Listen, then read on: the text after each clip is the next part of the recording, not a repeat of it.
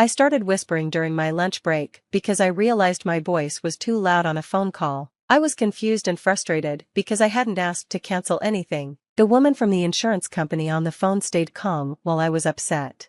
She said, "According to our records, we received a request from you to cancel your policy, and it's done." I had a savings-oriented life insurance policy. My sister-in-law Rachel, who was an insurance agent, convinced me to get this policy, which was more expensive than others.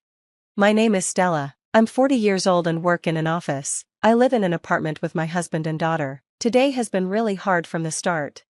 When my husband woke up, he said he was going on an overnight business trip and started packing his bags. At the same time, our daughter Amy was upset because she couldn't find her math textbook. Amy is in first grade, so she often needs help, but it's stressful when my husband starts complaining about his missing travel bag and new socks.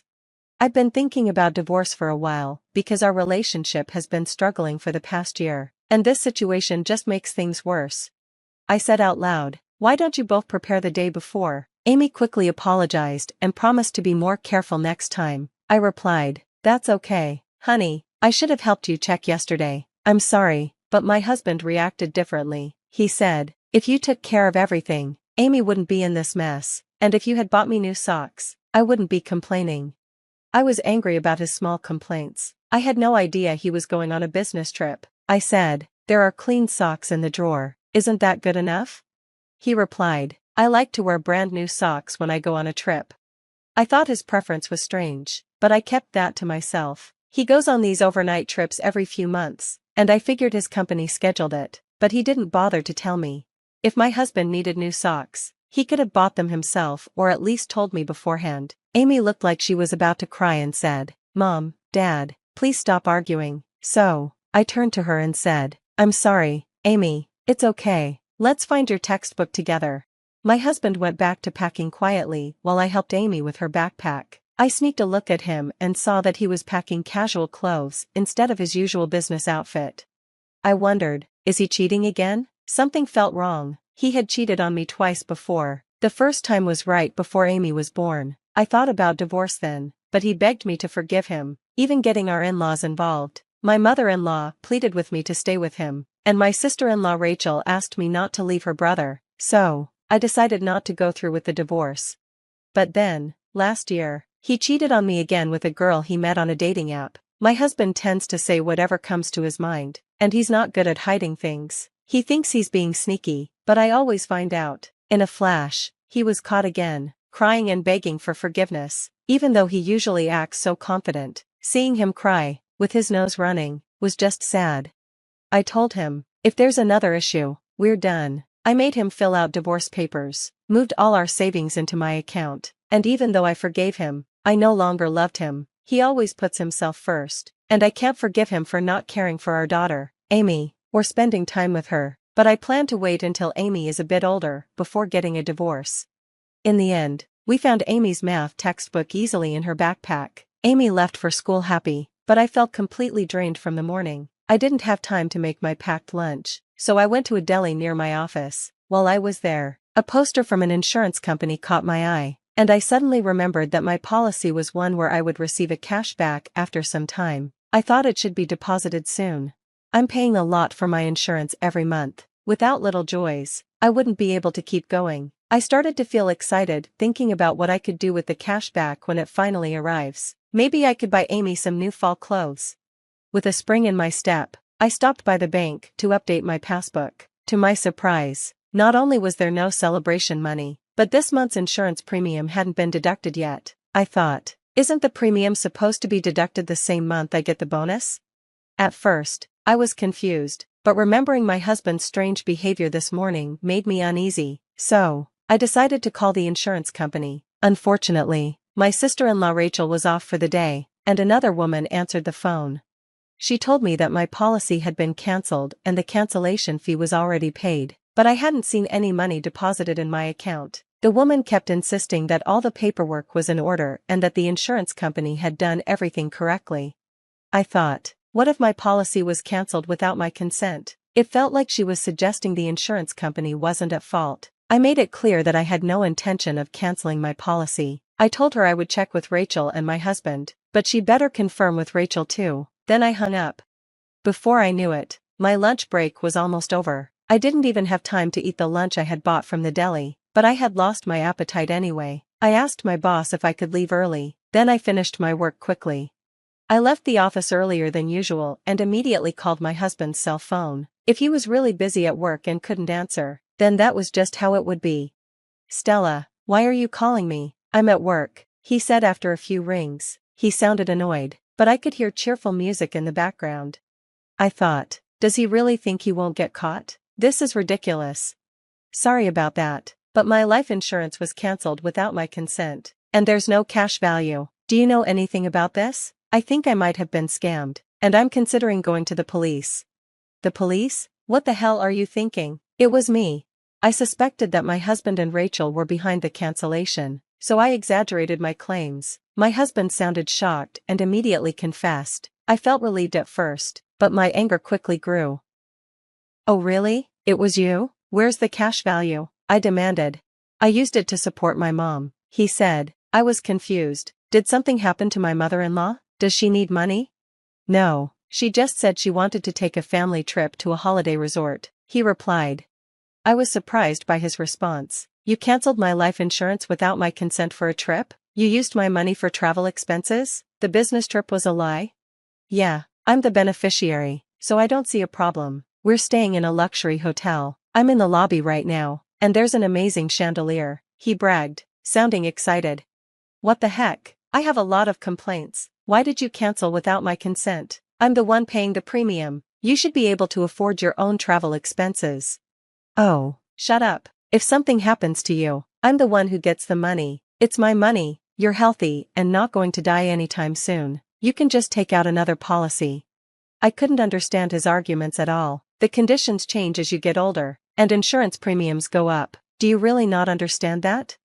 "Well, I'm not the one paying," he replied. I felt a headache coming on from his irresponsible words. "Do your parents and Rachel know you canceled my life insurance without my consent? Didn't my father-in-law say anything? Rachel is obviously an accomplice. Did you forge my signature?"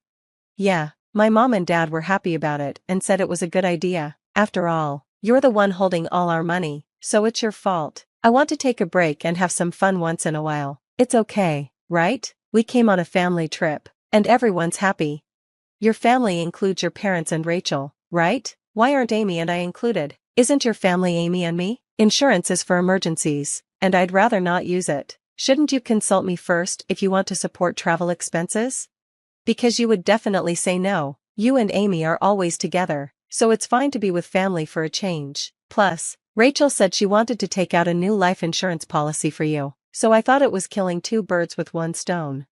"That's just for you guys. Unbelievable. You won't admit something because it seems bad. What an excuse. Aren't you embarrassed to act like grade schoolers? You're making me not want to talk by getting so angry. What a pain. If you keep this up, I wouldn't mind getting a divorce." I bet you couldn't pull it off. Maybe being in a tourist spot made him more confident. My husband sounded bolder than usual. "I understand," I said, and hung up the phone. "Brace yourself. I'll get back at my in-laws and my husband for all this," I murmured to myself. My patience was running out. My husband had been underestimating me because I always forgave him, even though he kept threatening divorce. I had thought my in-laws were normal people and that Rachel wasn't bad, despite pushing for a high life insurance policy. But normal, sensible people wouldn't cancel their daughter-in-law's life insurance without asking and misuse the money. This is what I get for marrying into this family. I'll cut them all off, I thought as I immediately headed to the court. I always kept the divorce papers my husband had filled out in my bag, like a good luck charm. I submitted the papers right away and then picked up my daughter, Amy, from her after-school program. On our way home, I told her about the divorce. Amy was surprised, but after I explained it carefully, she accepted it. When we got home, she asked, "So Dad isn't coming back home anymore?" I replied, "Your dad won't be back tonight because he's on a business trip. We're getting divorced, so we'll be living separately, but we still need to prepare for that." Then Amy said, "Let's start packing right away. Hurry." I was confused. Huh? What's going on? "Well, you're breaking up with Dad, right? You don't have to cry anymore. I don't like him because he's always mad." "Wait, Amy, did you try to stop us from fighting because you didn't want me to be sad?" I had planned not to divorce for Amy's sake, but it seemed she had been dealing with everything on her own. She said, "Dad never plays with me, even on his days off. He tells me to go away whenever I talk to him. He only uses me to say mean things to you, like this morning. I've always been sad because I love you, Mom." Amy smiled slightly, and her smile pierced my heart. My husband, who was selfish and always put himself first, had been seen through by both me and Amy. It broke my heart to hear Amy's true feelings, and I felt like crying. "I see. I'm sorry, Amy. I've made you go through a lot. From now on, it'll be just the two of us, but I'll take good care of you. I really love you." Yay. I vowed never to let Amy be sad again. While she did her homework, I kept myself busy by reaching out to a lawyer and searching for realtors and movers online. Then I contacted my parents. When I explained the situation, they told me to come back home right away. "Amy doesn't have to transfer schools. If it's tomorrow morning, I can borrow a truck from an acquaintance to help us move our things," my father said. I contacted the landlord and the elementary school to explain that we'd be commuting from my parents' house. I decided to deal with the school paperwork gradually and called work to take a vacation day tomorrow. I wanted to get most things done before my husband got home. The next day, my parents came over, and we quickly moved our stuff to their house. Everything was done before my husband got home, and only his belongings were left in the apartment. I left a note that said we were divorced and that we were now strangers. Then I left the apartment. When my husband came home and realized we were gone, he would undoubtedly be stunned. Serves him right. The thought of it made me feel triumphant. I was able to prepare for the divorce so smoothly this time because I had researched the necessary steps after he cheated on me before. I had warned him then that next time there would be no discussion. We would divorce, and we had agreed I would keep custody and all our shared assets. In this way, my daughter and I started our new life at my parents' house. A few days later, I received a frantic call from my mother-in-law. My husband's phone was blocked, so I assumed she was calling on his behalf. He is a weak man who cries easily despite his arrogance, so he might be crying pitifully, I thought. "What are you thinking? You're divorcing him even though my son didn't cheat," she yelled loudly, making my ears ring. I instinctively moved my phone away from my ear. "Hey, Stella, it's not too late. Apologize to my son right now. He's been crying because he's hurt. Aren't you embarrassed making such a fuss over this?" "Huh? Apologize? Why?" I couldn't comprehend her words and blurted out, "Who are you?" She probably didn't expect such a response from me, and she stopped speaking abruptly. I was surprised by my own words that just slipped out. "Hey, it's me, your mother-in-law. Come on, Stella, what's gotten into you? You can't possibly be going senile. You're still young." "No, I only have one mother. If you don't identify yourself, could this be a scam call?" I decided to go along with my slip of the tongue. After all, we were strangers now that we were divorced, and there was no point in having a serious conversation with people who cancelled my life insurance policy without my consent. "Don't be ridiculous, Stella. If you're going to take that attitude, I have a few things to say too." As expected, my mother-in-law was furious, but I didn't care. "What are you talking about? Do you think you can do something?" I had an agreement with him that if there was any issue, we would divorce immediately. He told me on the phone that we were getting divorced. Her words left her speechless. I took the opportunity to press on. If he wanted to go on a trip, he should have just talked to me about it. Why did he have to commit a crime? Is your whole family looking to end up in jail or something? Canceling life insurance without consent qualifies as forgery. You know that could lead to imprisonment for 3 months to 5 years. I'm ready to fight this thoroughly. I don't want to hear about how your family has no savings or is poorer. My husband might have done this nonchalantly, but that's precisely why I can't forgive him. Hold on a minute. We can't have criminals in this family. Hey, sorry, listen to me, please. Surprised by the mention of imprisonment, my mother-in-law, who had been on a roll just a moment ago, suddenly became submissive, but it was too late. I hung up and blocked all calls from my husband's family.